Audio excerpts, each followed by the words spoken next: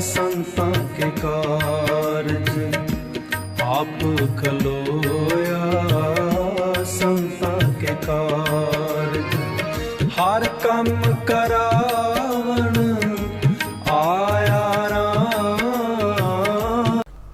वाहिगुरु जी का खालसा, श्री वाहिगुरु जी की फतेह। अपने सेवक को आप सहाई, नित प्रतिपारे बाप जैसे माई। बुਢਲਾਡੇ ਤੋਂ ਬਾਬਾ ਜੀ ਦਾ ਇੱਕ ਸੇਵਕ ਸੀ। ਹਜੂਰ ਨੇ ਇੱਕ ਵਾਰ ਗੰਗਾ ਤੋਂ ਜਲ ਲਿਆਉਣ ਵਾਸਤੇ ਹੁਕਮ ਕੀਤਾ।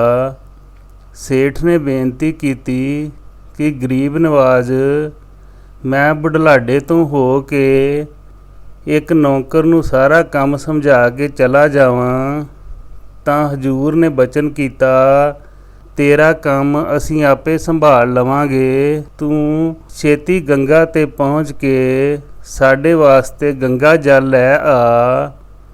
ਹੁਕਮ ਅਨੁਸਾਰ ਸੇਠ ਤਾਂ ਗੰਗਾ ਜੀ ਨੂੰ ਚਲਾ ਗਿਆ। ਉਸ ਤੋਂ ਬਾਅਦ ਕਿਸੇ ਵਕਤ ਅਚਾਨਕ ਹੀ ਸੰਤ ਚਿੰਤ ਰਾਮ ਜੀ ਨੇ ਪਾਣੀ ਦੀ ਮੰਗ ਕੀਤੀ ਕਿ ਮੈਨੂੰ ਪਾਣੀ ਪਿਲਾਓ।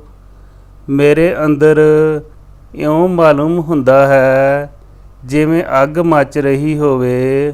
ਉਪਰੰਤ ਸੰਤ ਚਿੰਤਰਾਮ ਜੀ ਪਾਣੀ ਪੀਣ ਲੱਗ ਪਏ।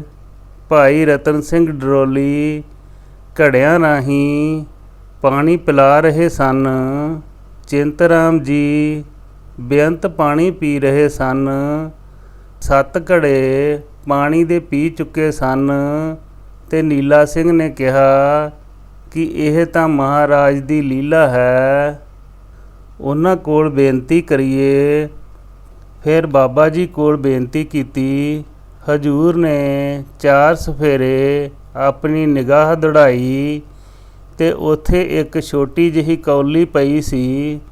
ਹੁਕਮ ਕੀਤਾ, ਇਸ ਕੌਲੀ ਨੂੰ ਮਾਂਜ ਕੇ ਮੱਟੀ ਵਿੱਚੋਂ ਜਲ ਭਰ ਕੇ ਲਿਆਓ। ਨੀਲਾ ਸਿੰਘ ਨੇ ਹੁਕਮ ਅਨੁਸਾਰ ਇਵੇਂ ਹੀ ਕੀਤਾ। ਉਪਰੰਤ ਕੌਲੀ 'ਤੇ ਬਾਬਾ ਜੀ ਨੇ ਨਿਗਾਹ ਕਰਕੇ ਹੁਕਮ ਕੀਤਾ ਕਿ ਚਿੰਤਰਾਮ ਨੂੰ ਪਿਆ ਦਿਓ। ਫਿਰ ਨੀਲਾ ਸਿੰਘ ਨੇ ਉਹ ਕੌਲੀ ਵਾਲਾ ਜਲ ਚਿੰਤਰਾਮ ਜੀ ਨੂੰ ਛਕਾ ਦਿੱਤਾ। ਉਪਰੰਤ ਸੰਤ ਚਿੰਤਰਾਮ ਜੀ ਨੇ ਜਲ ਛਕਣਾ ਬੰਦ ਕਰ ਦਿੱਤਾ ਤੇ ਬਾਹਰ ਨੂੰ ਚਲੇ ਗਏ। ਬਾਅਦ ਵਿੱਚ ਬਾਬਾ ਜੀ ਨੇ ਮੁਨਸ਼ੀ ਹਰਦਿੱਤ ਸਿੰਘ ਨੂੰ ਕਾਗਜ਼ ਕਲਮ ਦੁਆਤ ਲੈ ਕੇ ਹਾਜ਼ਰ ਹੋਣ ਦਾ ਹੁਕਮ ਕੀਤਾ। ਮੁਨਸ਼ੀ ਜੀ ਹਾਜ਼ਰ ਹੋ ਗਏ। ਹੁਕਮ ਕੀਤਾ, ਅੱਜ ਦਾ ਦਿਨ, ਵਾਰ, ਤਰੀਕ, ਮਹੀਨਾ ਸਭ ਕੁਝ ਲਿਖ ਲਓ ਅਤੇ ਸਾਂਭ ਕੇ ਰੱਖਣਾ, ਕਿਤੇ ਲੋੜ ਪੈ ਜਾਵੇਗੀ। ਤੇ ਹੁਕਮ ਕੀਤਾ ਕਿ ਲਿਖੇ ਵੇਰਵੇ ਸਮੇਤ ਚਿੰਤਰਾਮ ਨੇ ਪਾਣੀ ਪੀਤਾ ਤੇ ਕੀ ਬਚਨ ਕਹੇ। ਉਪਰੰਤ ਸੇਠ ਗੰਗਾ ਤੋਂ ਜਲ ਲੈ ਆਇਆ ਤੇ ਘਰ ਨੂੰ ਤੋਰ ਦਿੱਤਾ। ਉਸ ਵੇਲੇ ਕੋਈ ਬਚਨ ਨਹੀਂ ਕੀਤਾ। ਇਸ ਤੋਂ ਉਪਰੰਤ 3 ਮਹੀਨੇ ਬਾਅਦ ਸੇਠ ਦਰਸ਼ਨ ਕਰਨ ਆਇਆ ਤਾਂ ਬੜਾ ਉਦਾਸ ਸੀ। ਉਸ ਦੀ ਉਦਾਸੀ ਵੇਖ ਕੇ ਹਜੂਰ ਨੇ ਬਚਨ ਕੀਤਾ, ਕਿਉਂ ਭਾਈ, ਤੂੰ ਉਦਾਸ ਕਿਉਂ ਹੈ? ਉਸ ਨੇ ਘਰ ਨੂੰ ਅੱਗ ਲੱਗਣ ਵਾਲੀ ਸਾਰੀ ਕਹਾਣੀ ਦੱਸ ਕੇ ਬੇਨਤੀ ਕੀਤੀ, ਮਹਾਰਾਜ ਜੀ, ਜੋ ਹੋਣਾ ਸੀ ਹੋ ਗਿਆ, ਹਾਲੀ ਵੀ ਤੁਹਾਡੀ ਕਿਰਪਾ ਹੈ। ਬਾਬਾ ਜੀ ਨੂੰ ਬੇਨਤੀ ਕੀਤੀ ਕਿ ਮਹਾਰਾਜ, ਬਾਜ਼ਾਰ ਵਿੱਚ ਸਾਡੀ ਦੁਕਾਨ ਅਤੇ ਉੱਪਰ ਸਾਡੀ ਰਿਹਾਇਸ਼ ਸੀ, ਉਸ ਨੂੰ ਅੱਗ ਲੱਗ ਗਈ। ਲੋਕਾਂ ਨੇ ਬੁਝਾਉਣ ਦੀ ਬੜੀ ਕੋਸ਼ਿਸ਼ ਕੀਤੀ, ਅੱਗ ਵੀ ਬੜੀ ਤੇਜ਼ ਸੀ। ਸਾਡੇ ਪਰਿਵਾਰ ਨੇ ਆਪ ਜੀ ਦਾ ਧਿਆਨ ਧਰ ਕੇ ਅਰਦਾਸ ਕੀਤੀ। ਕੁਦਰਤੀ ਆਕਾਸ਼ ਵਿੱਚ ਬੱਦਲ ਹੋ ਗਏ, ਮੀਂਹ ਵਰਨ ਲੱਗ ਪਿਆ ਤਾਂ ਕਿਤੇ ਜਾ ਕੇ ਅੱਗ ਬੁਝੀ। ਚੁਬਾਰੇ ਦੀ ਛੱਤ ਡਿੱਗ ਪਈ। ਮਸਾਂ ਪਰਿਵਾਰ ਪੌੜੀਆਂ ਰਾਹੀਂ ਉਤਰਿਆ। ਪਰਿਵਾਰ ਤਾਂ ਰਾਜੀ ਖੁਸ਼ੀ ਹੈ, ਪਰ ਮਹਾਰਾਜ ਮਾਲੀ ਨੁਕਸਾਨ ਹੋ ਗਿਆ।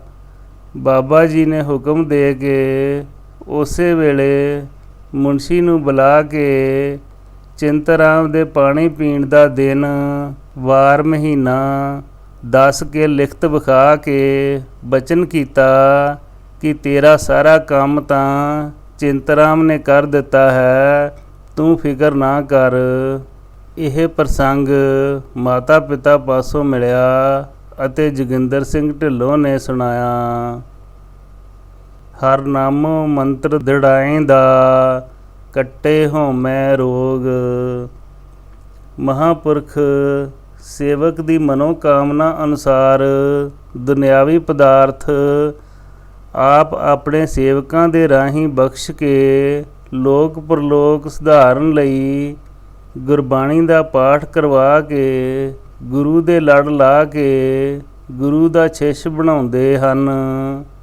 ਇਸ ਭੁੱਚੋ ਨਗਰ ਦੀ ਮਾਈ, ਜਿਸ ਦਾ ਨਾਮ ਨਾਰਾਇਣ ਕੌਰ ਸੀ, ਮਾਨ ਹੰਦ ਪੱਤੀ ਇਸ ਦੇ ਪੇਕਿਆਂ ਦਾ ਘਰ ਸੀ। ਦਾਨ ਸਿੰਘ ਵਾਲੇ ਇਸ ਦੇ ਸਹੁਰੇ ਸਨ। ਇਸ ਮਾਈ ਦੇ ਕੋਈ ਔਲਾਦ ਨਹੀਂ ਸੀ।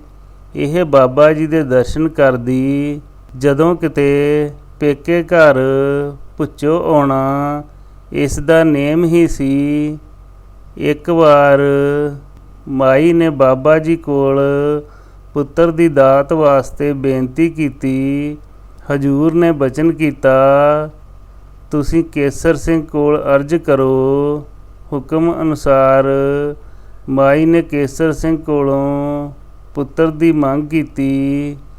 ਕੇਸਰ ਸਿੰਘ ਨੇ ਬਚਨ ਕੀਤਾ, ਹੋ ਜਾਏਗਾ। ਭਾਈ ਕੇਸਰ ਸਿੰਘ ਮੰਜੇ ਉੱਤੇ ਪਿਆ ਹੀ ਜਪਜੀ ਸਾਹਿਬ ਦਾ ਪਾਠ ਕਰ ਰਿਹਾ ਸੀ। ਕੁਝ ਸਮੇਂ ਉਪਰੰਤ ਮਾਈ ਦੇ ਘਰ ਪੁੱਤਰ ਹੋ ਗਿਆ। ਉਸ ਬੱਚੇ ਦਾ ਨਾਮ ਦਰਬਾਰਾ ਸਿੰਘ ਰੱਖਿਆ। ਫਿਰ ਮਾਈ ਦਰਸ਼ਨ ਕਰਨ ਆਈ ਤਾਂ ਬੱਚੇ ਦਰਬਾਰਾ ਸਿੰਘ ਨੂੰ ਨਾਲ ਲੈ ਆਈ। ਦਰਬਾਰਾ ਸਿੰਘ ਵੱਲ ਤੱਕ ਕੇ ਬਾਬਾ ਜੀ ਨੇ ਬਚਨ ਕੀਤਾ, ਇਸ ਲੜਕੇ ਨੇ ਰਾਜੇ ਦੇ ਘਰ ਜਨਮ ਲੈਣਾ ਸੀ। ਇਹ ਦਾਨੇ ਵਾਲੇ ਦਾ ਤਪੱਸਵੀ ਹੈ, ਪਰ ਇਸ ਦੀ ਇੱਥੇ ਲੋੜ ਸੀ। ਇਹ ਸਾਰਾ ਪ੍ਰਤਾਪ ਜਪਜੀ ਸਾਹਿਬ ਦੇ ਪਾਠ ਦਾ ਹੈ।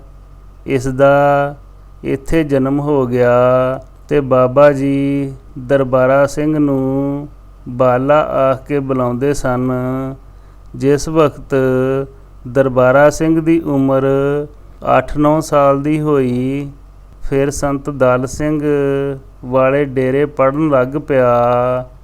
ਇੱਕ ਵਾਰ ਦਰਬਾਰਾ ਸਿੰਘ ਬਾਬਾ ਜੀ ਦੇ ਦਰਸ਼ਨ ਕਰਨ ਆਇਆ ਤਾਂ ਬਾਬਾ ਜੀ ਨੇ ਕੋਲ ਬਿਠਾ ਕੇ ਜਪਜੀ ਸਾਹਿਬ ਦਾ ਪਾਠ ਕਰਵਾਇਆ। ਪਾਠ ਕਰਨ ਸਮੇਂ ਨਾਲ ਨਾਲ ਗਲਤੀਆਂ ਵੀ ਦੱਸ ਕੇ ਪਾਠ ਸ਼ੁੱਧ ਕਰਵਾਇਆ। ਫਿਰ ਉਸ ਨੂੰ ਪਾਠ ਕਰਨ ਦੀ ਮਰਿਆਦਾ ਦੱਸ ਕੇ ਰੋਜ਼ ਪਾਠ ਕਰਨ ਦਾ ਹੁਕਮ ਕੀਤਾ, ਜੋ ਹੁਕਮ ਅਨੁਸਾਰ ਅੱਜ ਤੱਕ ਕਰ ਰਿਹਾ ਹੈ। ਫਿਰ ਬਾਬਾ ਜੀ ਨੇ ਮਾਈ ਨਾਰਾਇਣ ਕੌਰ ਨੂੰ ਇੱਕ ਚਾਦਰ ਅਤੇ 2 ਰੁਪਏ ਦੇ ਕੇ ਬਚਨ ਕੀਤਾ, ਘਰ ਵਿੱਚ ਰੱਖਣੇ ਪਦਾਰਥ ਦੀ ਘਾਟ ਨਹੀਂ ਆਏਗੀ। ਇਹ ਬਚਨ ਭਾਈ ਦਰਬਾਰਾ ਸਿੰਘ ਨੇ ਲਿਖਾਇਆ, ਨਗਰ ਚੰਨਣ ਖੇੜਾ ਨੇ। ਵੱਡੀ ਹੂੰ ਵੱਡਾ ਅਪਾਰ ਤੇਰਾ ਮਰਤਬਾ, ਰੰਗ ਪਰੰਗ ਅਨੇਕ ਨਾ ਜਾਪਨ ਕਰਤਬਾ। ਇੱਕ ਵਾਰ ਦਰਬਾਰਾ ਸਿੰਘ ਨਾਲ ਇੱਕ ਪੰਡਤ, ਇਸ ਪੰਡਤ ਦਾ ਪਿੰਡ ਗਦੋਂ ਡੋਬ ਸੀ ਤੇ ਨਾਮ ਹਰੀ ਕ੍ਰਿਸ਼ਨ ਸੀ। ਬਾਬਾ ਜੀ ਦੇ ਦਰਸ਼ਨ ਕਰਨ ਆਇਆ। ਪਹਿਰੇਦਾਰ ਰਾਹੀਂ ਦਰਸ਼ਨ ਕਰਨ ਦੀ ਆਗਿਆ ਮੰਗੀ ਤਾਂ ਬਾਬਾ ਜੀ ਨੇ ਉਸ ਨੂੰ ਅੰਦਰ ਬੁਲਾ ਲਿਆ। ਪੰਡਤ ਨੇ ਨਮਸਕਾਰ ਕੀਤੀ। ਉਪਰੰਤ ਬਾਬਾ ਜੀ ਨੇ ਪੁੱਛਿਆ, ਕਿਵੇਂ ਆਏ ਪੰਡਤ ਜੀ? ਤੇ ਪੰਡਤ ਜੀ ਨੇ ਬੇਨਤੀ ਕੀਤੀ, ਮਹਾਰਾਜ ਦਰਸ਼ਨ ਹੀ ਕਰਨੇ ਸਨ। ਉਪਰੰਤ ਬਾਬਾ ਜੀ ਨੇ ਬਚਨ ਕੀਤਾ, ਕੋਈ ਪ੍ਰਸ਼ਨ ਹੈ ਤਾਂ ਦੱਸੋ। ਤਾਂ ਪੰਡਤ ਜੀ ਨੇ ਬੇਨਤੀ ਕੀਤੀ, ਮਹਾਰਾਜ ਕੋਈ ਬਚਨ ਸੁਣਾਓ। ਉਪਰੰਤ ਬਾਬਾ ਜੀ ਨੇ 4 ਸ਼ਲੋਕ ਸੰਸਕ੍ਰਿਤ ਵਿੱਚ ਉਚਾਰੇ। ਸ਼ਲੋਕ ਸੁਣ ਕੇ ਪੰਡਤ ਨੇ ਬੇਨਤੀ ਕੀਤੀ, ਜੀ ਇਹਨਾਂ ਦੇ ਅਰਥ ਬੜੇ ਗੂੜ੍ਹੇ ਅਤੇ ਮੇਰੀ ਸਮਝੋਂ ਬਾਹਰ ਹਨ, ਮੈਂ ਪਹਿਲੀ ਵਾਰੀ ਹੀ ਸੁਣੇ ਹਨ। ਉਸ ਸਮੇਂ ਅਸਮਾਨ ਵਿੱਚ ਇੱਕ ਨਿੱਕੀ ਜਿਹੀ ਬੱਦਲੀ ਹੋਈ ਸੀ। ਅਚਾਨਕ ਹੀ ਉਸ ਵਿੱਚੋਂ ਮੀਂਹ ਆਰੰਭ ਹੋ ਗਿਆ। ਪੰਡਤ ਬੱਦਲਾਂ ਵੱਲ ਵੇਖਣ ਲੱਗ ਪਿਆ। ਪੰਡਤ ਨੂੰ ਕੋਠੜੀ ਦੇ ਬਾਹਰੋਂ ਜੈਕਾਰੇ ਛੱਡਣ ਦੀ ਆਵਾਜ਼ ਆਈ ਤੇ ਪੰਡਤ ਹੈਰਾਨ ਹੋ ਕੇ ਬਾਹਰ ਵੱਲ ਨੂੰ ਵੇਖਣ ਲੱਗ ਪਿਆ ਤੇ ਬਾਬਾ ਜੀ ਨੇ ਆਪਣੇ ਪੱਟ 'ਤੇ ਹੱਥ ਮਾਰ ਕੇ ਬਚਨ ਕੀਤਾ, ਬਾਚਾ ਬੰਦ। ਉਸੇ ਵੇਲੇ ਕਣੀਆਂ ਅਤੇ ਜੈਕਾਰਿਆਂ ਦੀ ਆਵਾਜ਼ ਬੰਦ ਹੋ ਗਈ।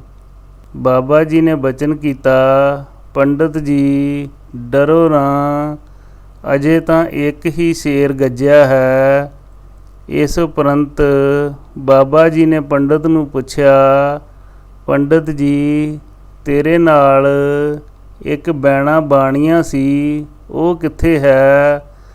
ਤਾਂ ਪੰਡਤ ਨੇ ਕਿਹਾ, ਜੀ ਇੱਥੇ ਬਠਿੰਡੇ ਉਸ ਦੀ ਲੜਕੀ ਹੈ, ਉੱਥੇ ਅੱਜ ਰਹੇਗਾ ਤੇ ਕੱਲ੍ਹ ਨੂੰ ਇੱਥੇ ਆਏਗਾ।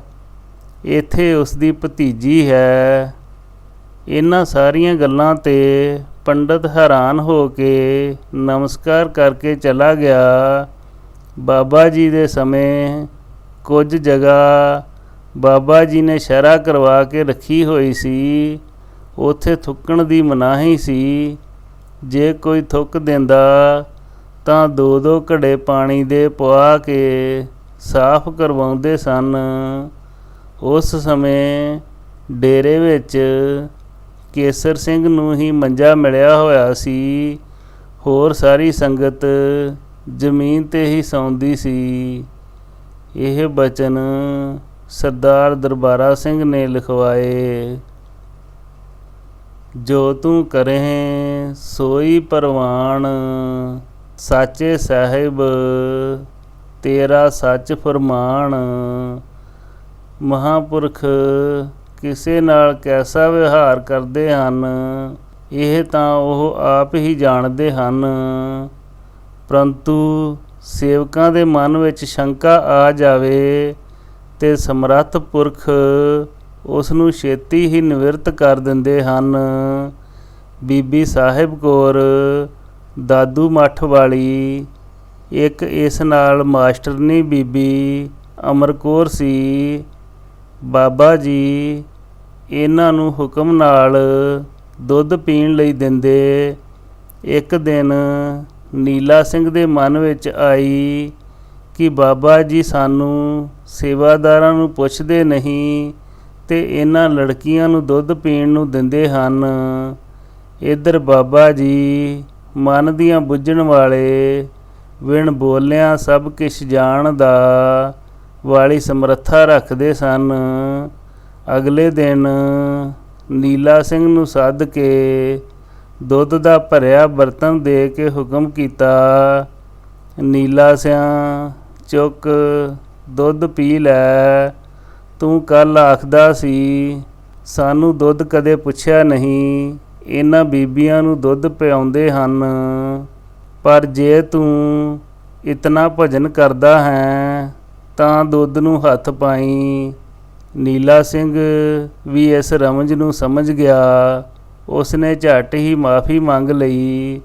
ਉਪਰੰਤ ਬਾਬਾ ਜੀ ਨੇ ਬਚਨ ਕੀਤਾ, ਸ਼ੁੱਧ ਹੈ। ਮਾਨਸ ਕੀ ਕਹੋ ਕੇਤਕ ਬਾਤ, ਜਮ ਤੇ ਰਾਖੇ ਦੇ ਕਰ ਹਾਥ। ਸੇਵਕਾਂ ਦੀ ਸਦਾ ਹੀ ਰੱਖਿਆ ਕਰਨੀ ਆਦਿ ਕਾਲ ਤੋਂ ਮਰਿਆਦਾ ਚਲੀ ਆਈ ਹੈ। ਕੋਈ ਦੁੱਖ ਜੇ ਸੇਵਾਦਾਰ ਨੂੰ ਲੱਗਿਆ ਪਰਮੇਸ਼ਰ ਨੇ ਤਤਕਾਲ ਹੀ ਦੂਰ ਕਰ ਦਿੱਤਾ। ਸੇਵਾਦਾਰ ਨੂੰ ਦੁੱਖ ਲੱਗਣਾ ਵੀ, ਫਿਰ ਇਸ ਦੁੱਖ ਦੀ ਨਿਵਰਤੀ ਕਰਨੀ, ਇਸ ਵਿੱਚ ਵੀ ਕੋਈ ਰੱਬੀ ਭੇਦ ਹੁੰਦਾ ਹੈ। ਇੱਕ ਵਾਰ ਭਾਈ ਰਤਨ ਸਿੰਘ ਡਰੋਲੀ ਅਤੇ ਜੈ ਕੌਰ ਦੋਵੇਂ ਹੀ ਲੰਗਰ ਪਕਾਉਣ ਜਾਣ ਵਾਸਤੇ ਤਿਆਰੀ ਕਰ ਰਹੇ ਸਨ। ਅਚਾਨਕ ਹੀ ਭਾਈ ਰਤਨ ਸਿੰਘ ਡਰੋਲੀ ਬੇਹੋਸ਼ ਹੋ ਕੇ ਡਿੱਗ ਪਏ। ਮੂੰਹ ਵਿੱਚ ਪਾਣੀ ਪਾਉਣ ਦੀ ਕੋਸ਼ਿਸ਼ ਕੀਤੀ ਅਤੇ ਪਾਣੀ ਵੀ ਨਾ ਲੰਘਿਆ। ਫਿਰ ਉਸੇ ਸਮੇਂ ਹੀ ਬਾਬਾ ਜੀ ਨੂੰ ਖਬਰ ਕਰ ਦਿੱਤੀ ਗਈ। ਉਪਰੰਤ ਹਜ਼ੂਰ ਨੇ ਹੁਕਮ ਕੀਤਾ, ਨੀਲਾ ਸਿਆਂ, ਤੂੰ ਤੇ ਭਜਨ ਸਿੰਘ ਅੱਜ ਦੇਵੀ ਨਾਲ ਲੰਗਰ ਪਕਾ ਕੇ ਲਿਆਓ ਅਤੇ ਤੂੰ ਬਾਲਿਆ, ਤੂੰ ਅਤੇ ਕਪੂਰ ਸਿੰਘ ਰਤਨ ਸਿੰਘ ਡਰੋਲੀ ਨੂੰ ਚੁੱਕ ਲਿਆਓ। ਹੁਕਮ ਅਨੁਸਾਰ ਭਾਈ ਰਤਨ ਸਿੰਘ ਡਰੋਲੀ ਨੂੰ ਚੁੱਕ ਕੇ ਬਾਬਾ ਜੀ ਦੀ ਹਜ਼ੂਰੀ ਲਿਆ ਕੇ ਪਾ ਦਿੱਤਾ। ਬਾਬਾ ਜੀ ਨੇ ਹੁਕਮ ਕਰਕੇ ਭਾਈ ਕਪੂਰ ਸਿੰਘ ਨੂੰ ਕਿਹਾ, ਕਪੂਰ ਸਿਆਂ, ਤੂੰ ਜਪਜੀ ਸਾਹਿਬ ਦੇ 25 ਪਾਠ ਸਾਡੇ ਕੋਲ ਬੈਠ ਕੇ ਸੁਣਾ। ਇਸ ਸਮੇਂ ਬਾਬਾ ਜੀ ਆਪਣੇ ਹੱਥਾਂ ਨਾਲ ਭਾਈ ਰਤਨ ਸਿੰਘ ਡਰੋਲੀ ਦੀ ਸ਼ਰ੍ਹਾ ਕਰਨ ਲੱਗ ਪਏ। ਸਿਰ ਤੋਂ ਲੈ ਕੇ ਪੈਰਾਂ ਤੱਕ ਆਪਣੀ ਮਰਿਆਦਾ ਆਪ ਹੀ ਕਰਦੇ ਰਹੇ। ਸ਼ਾਮ ਦਾ ਲੰਗਰ ਪੱਕ ਕੇ ਆ ਗਿਆ। ਜਿਸ ਸਮੇਂ ਲੰਗਰ ਪੱਕ ਕੇ ਹਜ਼ੂਰੀ ਵਿੱਚ ਪਹੁੰਚਾਉਣ ਦੀ ਬੇਨਤੀ ਬਾਬਾ ਜੀ ਕੋਲ ਕੀਤੀ, ਹਜ਼ੂਰ ਨੇ ਲੰਗਰ ਦੀ ਸਾਰੀ ਮਰਿਆਦਾ ਜਿਵੇਂ ਪਿੱਛੇ ਲਿਖਿਆ ਹੈ ਕਰਵਾ ਕੇ ਲੰਗਰ ਵਰਤਾਉਣ ਵਾਸਤੇ ਹੁਕਮ ਕੀਤਾ। ਉਧਰ ਲੰਗਰ ਵਰਤਣ ਲੱਗ ਪਿਆ। ਬਾਬਾ ਜੀ ਨੇ ਭਾਈ ਰਤਨ ਸਿੰਘ ਡਰੋਲੀ ਨੂੰ ਬਾਹਾਂ ਫੜ ਕੇ ਕਿਲਕਾਰੀ ਮਾਰ ਕੇ ਜ਼ੋਰ ਨਾਲ ਬਚਨ ਕੀਤਾ, ਸਾਡੇ ਬੈਠੇ ਕੌਣ ਹੈ ਜੋ ਤੈਨੂੰ ਕੁਝ ਆਖ ਸਕੇ। ਉਪਰੰਤ ਭਾਈ ਰਤਨ ਸਿੰਘ ਡਰੋਲੀ ਉੱਠ ਕੇ ਬੈਠ ਗਿਆ। ਫਿਰ ਹੁਕਮ ਕਰਕੇ ਬਚਨ ਕੀਤਾ, ਜਿਹੜੇ ਪਾਠ ਬਾਕੀ ਰਹਿੰਦੇ ਹਨ ਸੁਣ ਕੇ ਉੱਠੀ। ਉਪਰੰਤ ਸਾਰੇ ਪਾਠ ਸੁਣਾਏ। ਹੁਕਮ ਕੀਤਾ, ਜਾ ਲੰਗਰ ਵਿੱਚ ਅਨੁਪਾਨ ਕਰ ਲੈ। ਹੁਕਮ ਅਨੁਸਾਰ ਜਾ ਕੇ ਪ੍ਰਸ਼ਾਦਾ ਛਕ ਲਿਆ। ਉਪਰੰਤ ਭਾਈ ਰਤਨ ਸਿੰਘ ਡਰੋਲੀ ਅਤੇ ਜੈ ਕੌਰ ਨੂੰ ਹਾਜ਼ਰ ਕਰਕੇ ਤਕੜੇ ਹੋ ਕੇ ਨਿਤਨੇਮ ਕਰਨ ਦੀ ਆਗਿਆ ਦਿੱਤੀ। ਇਹ ਪ੍ਰਸੰਗ ਲੇਖਕ ਨੂੰ ਮਾਤਾ ਪਿਤਾ ਪਾਸੋਂ ਮਿਲਿਆ। ਨਾਨਕ ਗੁਪਤ ਵਰਤਦਾ ਪਿਆਰਾ, ਗੁਰਮੁਖ ਪ੍ਰਗਟ ਹੋਏ। ਬਾਬਾ ਜੀ ਮਹਾਂ ਹਰਨਾਮ ਸਿੰਘ ਜੀ ਮਹਾਰਾਜ ਸਰੀਰਕ ਤੌਰ 'ਤੇ ਤਾਂ ਇੱਕ ਥਾਂ ਉੱਤੇ ਬਿਰਾਜਦੇ ਰਹੇ, ਪਰੰਤੂ ਵਿੱਚ ਕਿੱਥੇ ਕਿੱਥੇ ਕਿਸ ਦੀ ਸਹਾਇਤਾ ਕੀਤੀ, ਕਿਸ ਨੂੰ ਰੂਹਾਨੀ ਅਗਵਾਈ ਕਰਕੇ ਨਿਵਾਜਿਆ। ਜੋ ਪ੍ਰਸੰਗ ਮਿਲੇ ਹਿੱਸਿਆਂ ਵਿੱਚ ਆ ਚੁੱਕੇ ਹਨ।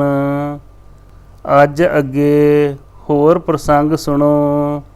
ਗੁਰਬਾਣੀ ਵਿੱਚ ਫਰਮਾਨ ਹੈ, ਤੂੰ ਕਰ ਕਰ ਵੇਖੇ ਜਾਣੇ ਸੋਏ, ਜਨ ਨਾਨਕ ਗੁਰਮੁਖ ਪ੍ਰਗਟ ਹੋਏ। ਇੱਕ ਵਾਰ ਦੁਪਹਿਰ ਦੇ ਸਮੇਂ ਲੰਗਰ ਤਿਆਰ ਹੋ ਕੇ ਆਇਆ ਅਤੇ ਬਾਬਾ ਜੀ ਐਸੇ ਸਮਾਧੀ ਅਸਥਿਤ ਹੋਏ ਕਿ ਕਿਸੇ ਤਰ੍ਹਾਂ ਵੀ ਨਾ ਬੋਲੇ। ਸੰਤ ਨਰੈਣ ਸਿੰਘ ਜੀ ਮਹਿਣਿਆਂ ਵਾਲੇ ਅੱਗੇ ਜਿਸ ਤਰੀਕੇ ਨਾਲ ਆਵਾਜ਼ ਦੇ ਕੇ ਬੁਲਾਉਂਦੇ ਸਨ, ਉਹਨਾਂ ਨੇ ਵੀ ਬੁਲਾਇਆ, ਪਰ ਕੋਈ ਉੱਤਰ ਨਾ ਆਉਣ ਕਰਕੇ ਉਹ ਵੀ ਚੁੱਪ ਕਰ ਰਹੇ। ਅਤੇ ਫਿਰ ਭਾਈ ਕੇਸਰ ਸਿੰਘ ਨੂੰ ਕੁਝ ਪ੍ਰੇਮੀਆਂ ਨੇ ਬੇਨਤੀ ਕੀਤੀ ਕਿ ਮਹਾਰਾਜ ਦੀ ਸਮਾਧੀ ਖੁਲਵਾਓ, ਤੇ ਉਹਨਾਂ ਨੇ ਵੀ ਕੋਈ ਉੱਤਰ ਨਾ ਦਿੱਤਾ। ਆਖਿਰ ਤੇ ਉਡੀਕ ਕਰਦਿਆਂ ਸਵੇਰ ਦਾ ਲੰਗਰ ਪੱਕ ਕੇ ਆਇਆ। ਦੁਪਹਿਰ ਦੇ ਢਲਣ ਦਾ ਸਮਾਂ ਹੋ ਗਿਆ। ਇਤਨੀ ਦੇਰ ਨੂੰ ਕੁਝ ਸੰਗਤ ਬਾਹਰੋਂ ਵੀ ਦਰਸ਼ਨ ਕਰਨ ਨੂੰ ਆ ਗਈ, ਤੇ ਪਹਿਰੇਦਾਰ ਉਹਨਾਂ ਨੂੰ ਅੰਦਰ ਆਉਣ ਦੀ ਆਗਿਆ ਨਾ ਦੇਵੇ। ਉਹਨਾਂ ਨੇ ਹੁਕਮ ਬਗੈਰ ਅੱਗੇ ਆ ਕੇ ਦਰਸ਼ਨ ਕੀਤੇ ਅਤੇ ਪਿੱਛੇ ਮੁੜ ਗਏ। ਦਿਨ ਢਲਣ ਵਾਲਾ ਹੋ ਗਿਆ। ਸੰਗਤ ਅਤੇ ਸੇਵਾਦਾਰ ਸਭ ਭੁੱਖੇ ਬੈਠੇ ਸਨ। ਇਤਨੀ ਦੇਰ ਨੂੰ ਸੰਤ ਚਿੰਤਰਾਮ ਜੀ ਟਿੱਲੇ ਉੱਤੇ ਬੈਠੇ ਸਨ, ਤੇ ਉੱਠ ਕੇ ਖੜੇ ਹੋ ਗਏ, ਤੇ ਚੜ੍ਹਦੇ ਵੱਲ ਮੂੰਹ ਕਰਕੇ ਜ਼ੋਰ ਨਾਲ ਆਵਾਜ਼ ਦੇ ਕੇ ਬਚਨ ਕੀਤਾ, ਮਹਾਰਾਜ, ਤੁਸੀਂ ਤਾਂ ਬਦਰੀ ਨਾਰਾਇਣ ਵੱਲ ਤੁਰੇ ਫਿਰਦੇ ਹੋ। ਇੱਥੇ ਦਿਨ ਢਲਣ ਵਾਲਾ ਹੋ ਗਿਆ ਹੈ, ਤੇ ਸੰਗਤ ਭੁੱਖੀ ਧਿਆਈ ਬੈਠੀ ਹੈ।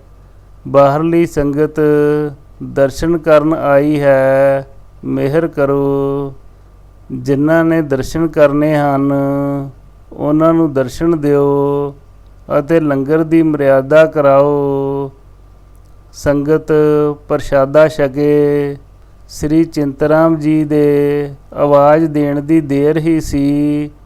ਉਪਰੰਤ ਬਾਬਾ ਜੀ ਨੇ ਖੰਗੂਰਾ ਮਾਰਿਆ ਤੇ ਬਚਨ ਕੀਤਾ, ਚਿੰਤਰਾਮਾ, ਜੇ ਤੂੰ ਵੇਖ ਲਿਆ ਸੀ ਤਾਂ ਸਾਨੂੰ ਆਵਾਜ਼ ਦੇ ਕੇ ਚੁੱਪ ਕਰ ਜਾਂਦਾ, ਅਸੀਂ ਆ ਜਾਂਦੇ। ਤੈਨੂੰ ਜਿੱਥੇ ਅਸੀਂ ਬੈਠੇ ਸੀ ਉਸ ਥਾਂ ਦਾ ਨਾਂ ਲੈ ਕੇ ਬੋਲਣ ਦੀ ਲੋੜ ਨਹੀਂ ਸੀ। ਅੱਗੋਂ ਤੋਂ ਤੂੰ ਸਾਨੂੰ ਵੇਖ ਸਕੇਂਗਾ, ਪਰ ਤੇਰਾ ਬੋਲਣਾ ਬੰਦ। ਉਪਰੰਤ ਲੰਗਰ ਦੀ ਮਰਿਆਦਾ ਕਰਾਈ ਤੇ ਸੰਗਤ ਵਿੱਚ ਲੰਗਰ ਵਰਤਾਇਆ। ਆਈ ਹੋਈ ਸੰਗਤ ਨੂੰ ਦਰਸ਼ਨ ਦੇ ਕੇ ਤੋਰਿਆ। ਆਪਣੇ ਚਲਿਤ ਆਪ ਕਰਨੇ ਹਾਰ, ਕੌਤਕ ਕਰੇ ਰੰਗ ਅਪਾਰ। ਮਨ ਮੇ ਆਪ ਮਨ ਆਪਣੇ ਮਾਹੀ, ਨਾਨਕ ਕੀਮਤ ਕਹਿਣ ਨਾ ਜਾਈ। ਇਹ ਪ੍ਰਸੰਗ ਵੱਡਾ ਝੰਡਾ ਸਿੰਘ ਸੇਮਾ ਵਾਲਿਆਂ ਤੇ ਫਿਰ ਮਾਤਾ ਪਿਤਾ ਤੋਂ ਸੁਣਿਆ। ਸ੍ਰੀ ਵਾਹਿਗੁਰੂ ਜੀ ਕਾ ਖਾਲਸਾ, ਸ੍ਰੀ ਵਾਹਿਗੁਰੂ ਜੀ ਕੀ ਫਤਿਹ।